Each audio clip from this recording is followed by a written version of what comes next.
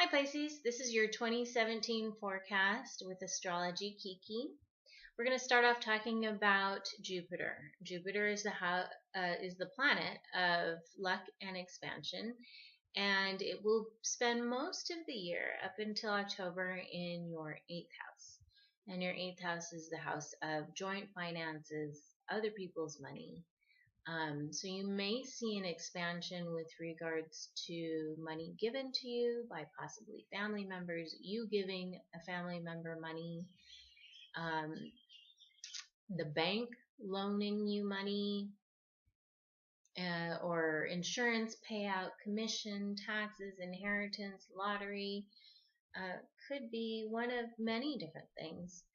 But you should see some kind of expansion with some part of that. Now, just be careful whenever we're talking about money houses and Jupiter, you run the risk of overdoing yourself. So be cautious and don't,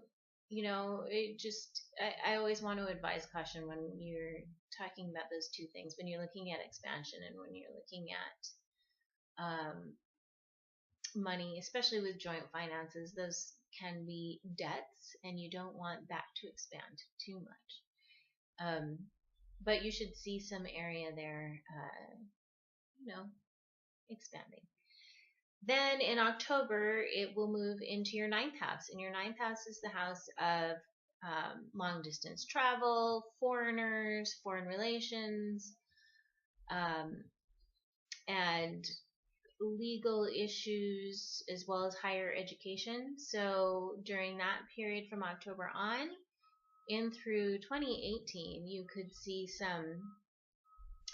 maybe you're going to be traveling abroad, overseas, or have a lot more dealings with someone in another country or far away.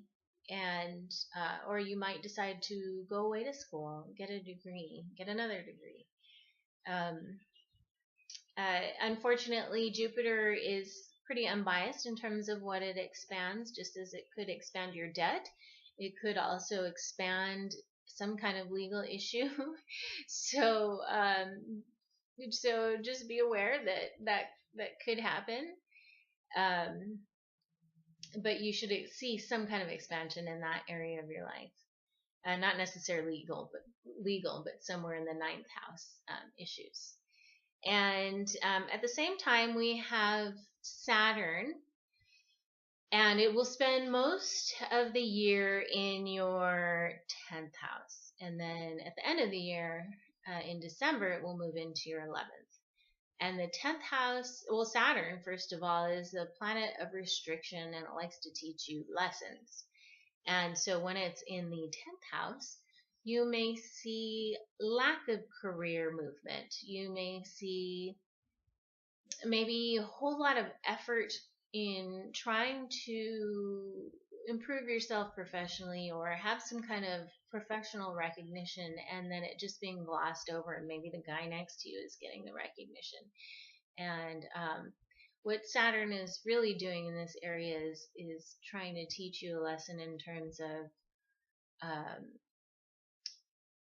maybe you'll have to work harder to get where you want to be. Maybe the effort that you put in you need to put in the extra mile, even more so than that guy next to you. So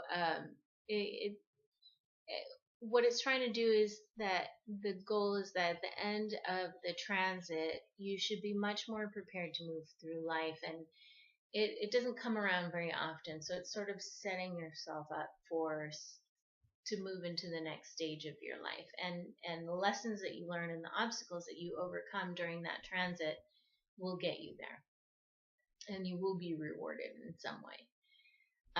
Now in December and into 2018, Saturn is going to move into your 11th house, and your 11th house is the house of friends, acquaintances, networks, groups, organizations. And what tends to happen to people over this transit when Saturn is in the 11th house is that they the friends and groups that they had been used to hanging out with are things come up and they no longer feel they're no longer close. You go into a stage where you're lacking that camaraderie with those people. And typically what this stage does is it helps you kind of narrow down the fields who are you who your true friends are. And that's not to say that those people aren't your true friends, but maybe your personalities have changed. Maybe your needs and wants and what they're doing for you and what you do for them isn't the same as what it was fulfilling before, and those relationships are no longer needed in your life. So you may see some sort of retraction in terms of your community based life. You're now narrowing down the amount of people that you see and that you hang out with and that you spend time with, your networks and organizations and committees, as well as volunteer work and charitable things. So there's some kind of restriction in regards to that. Now, your North Node is an area of your life where you gain personal growth from. If you participate in certain activities or thinking, you will feel more personally successful, personal growth.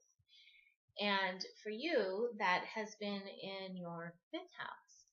And your 5th house is the house of fun and romance and children. So maybe the focus for you and what made you really feel good was hanging out with kids, or dating, partying, going out, having a blast. And that will change. Your focus there will change around May. It'll start to move into the 4th house, which is the house of home and family and property.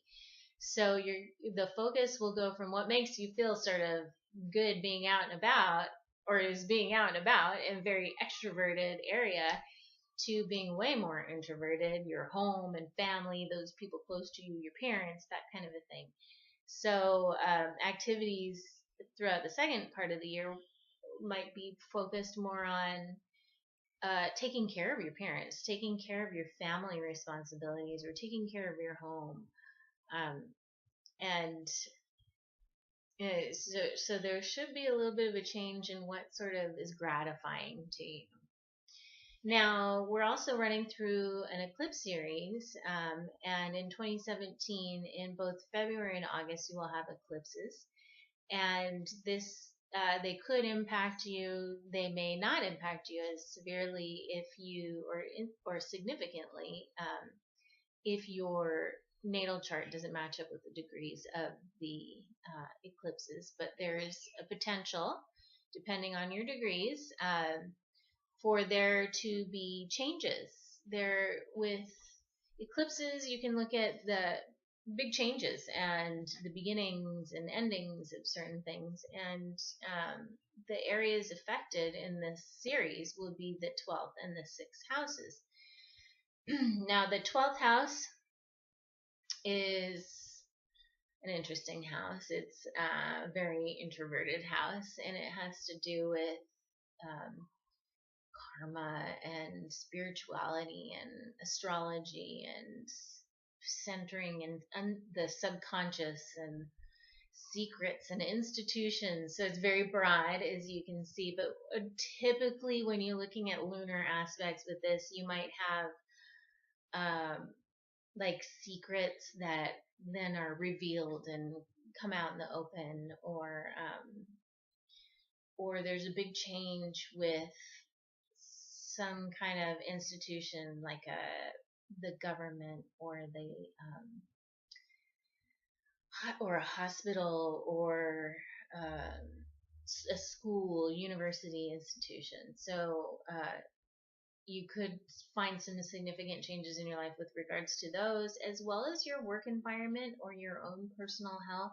So if you were to match up sort of 6 and 12 issues, if you're looking at health issues and maybe hospitals or clinics,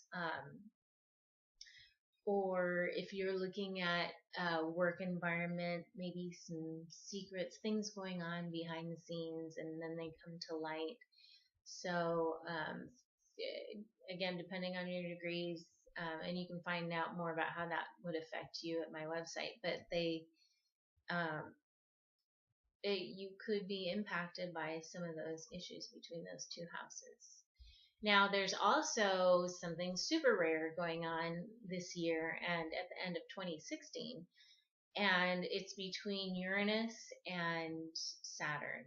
And there's a trine several times, 3 times within a year. Once at the end of 2016, twice in 2017 in the months of May and November.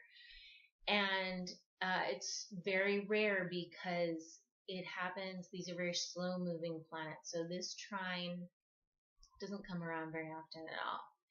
And you're having 3 events come up in a very short period of time. And a trine is a very positive thing. And the planets involved are Uranus, which is super unstable, full of surprises, and Saturn, which is very stable and responsible and cautious and conservative. And so what I gather from that is that Saturn will be a very stabilizing effect on whatever surprises or events that come up with the Uranus effect. And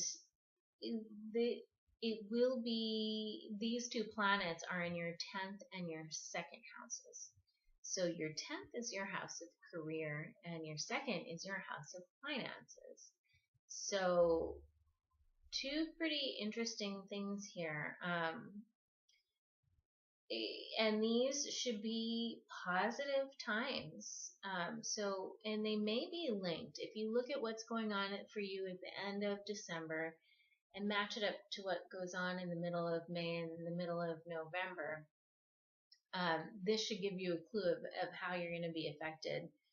But it should be a very productive time, even though Saturn is in that 10th house and you're feeling that restriction there. Maybe this will be a little boost in that area. So during the May and November times, this will be a little light of productivity and a time when things will go a bit more smoothly than maybe they have throughout the rest of the transit. So those are very positive times, and I hope you have a great 2017.